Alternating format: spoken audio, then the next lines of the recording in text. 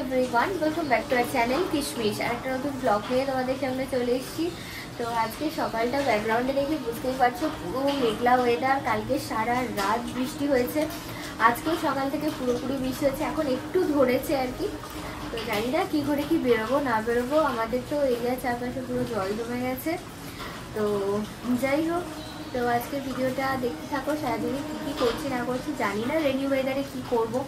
আজকে বেরিয়ে কিছু কন্টেন্ট শ্যুট করার প্ল্যান করেছিলাম, কিন্তু হবে বলে তো মনে হচ্ছে না, যা পরিস্থিতি বাইরে।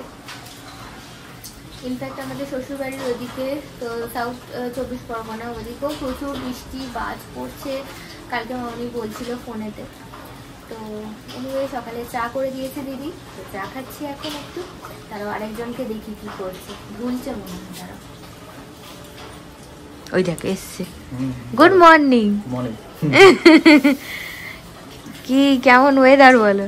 ওয়েদার তো খুবই ভালো। হ্যাঁ, বাট কালকে আমাদের এমনি ফ্যানেতেই হয়ে গেছে বলো, বেশ ঠান্ডা ঠান্ডা ওয়েদারটা হয়ে গেছিল। খুব বৃষ্টি হচ্ছে। ঘুম হয়েছে? আজকে তো বেরোবো ভাবলাম, কি হবে গো, পুরো প্ল্যান ক্যান্সেল।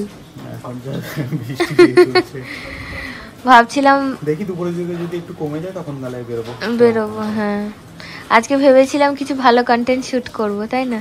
বহুদিন থেকে আসেনি, তো দুজনেই মানে প্ল্যান করছিলাম, জট ডাউন করছিলাম কি কন্টেন্ট শুট করা যায় না যায়। কিন্তু যা পরিস্থিতি, দেখা যাক কি হয়।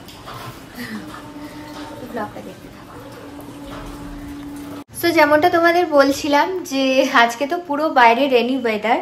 তো তাও আমরা ভেবেছিলাম একটু মানে বৃষ্টিটা ধরতে ভেবেছিলাম যে হ্যাঁ ঠিক আছে, লাঞ্চ টাঞ্চ করে হয়তো একটু বেরোবো।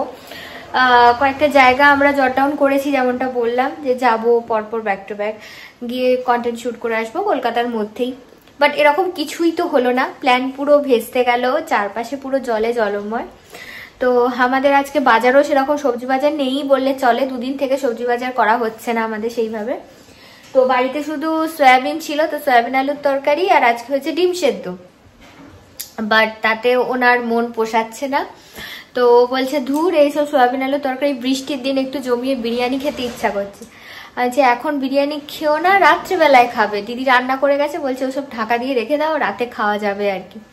তো এখন এই বৃষ্টির মধ্যে মোটামুটি আমরা যেখান থেকে আশীর্বাদ বিরিয়ানি বলে, এখানে আগেও তোমাদের ব্লগে শেয়ার করেছিলাম, তো ওখানে বিরিয়ানিটা আমরা খাই, মানে ভালো হয় আর কি, বিরিয়ানি ঠিকঠাক প্রাইসে ঠিকঠাক আর কি দেয়।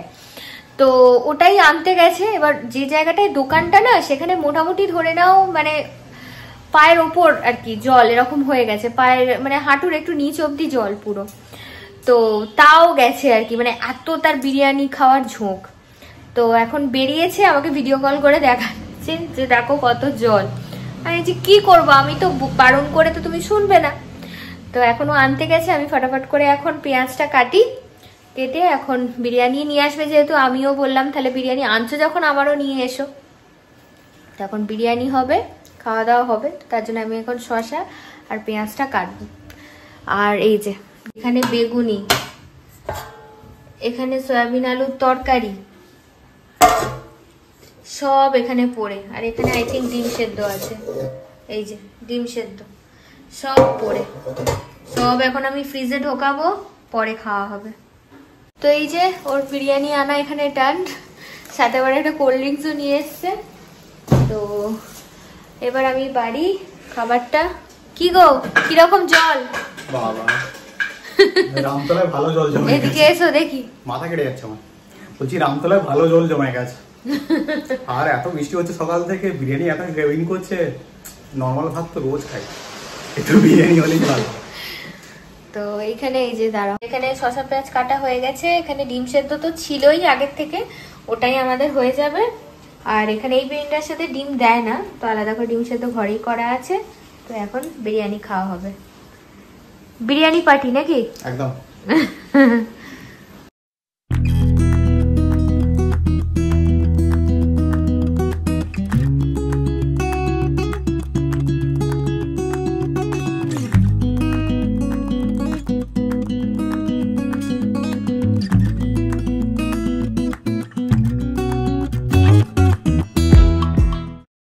এখন সন্ধ্যাবেলা হয়ে গেছে, এখন এই বৃষ্টির মেজাজে একটুখানি বেরোচ্ছি। কোথায় যাচ্ছি বলো? এই রামতলা দিকেই যাচ্ছি, মানে আমার বাড়ির দিকে। কোথায় আর যাবো, আমাদের যাওয়ার ঠিকানা খুবই সীমিত। তো এখন হাঁটতে হাঁটতে যাচ্ছি, জানি জল পেরোতে হবে, ওই জন্য একদম চপ্পল টপ্পল পরে রেডি। তো এখন যাই, ও বলছে খিদে খিদে পাচ্ছে, হচ্ছে পকেটে আমার মাত্র 20 টাকা পড়ে আছে। ও তো হচ্ছে যে পার্স নিয়েও মনে হয় বেরোনি নাকি তুমি? না, পার্স আছে। তো সেই জন্য একটা চকলেট কিনবো, চকলেট খেতে খেতে চলে যাবো।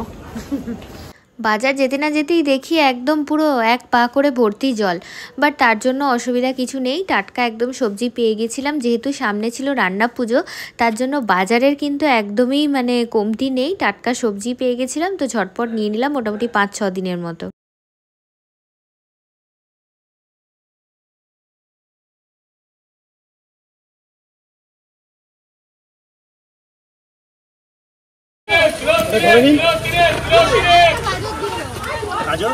আজকের ভিডিওটা এইটুকুই রাখলাম, দেখা হচ্ছে অন্য আরেকটা ব্লগ নিয়ে। ততক্ষণের জন্য টাটা, গুড নাইট।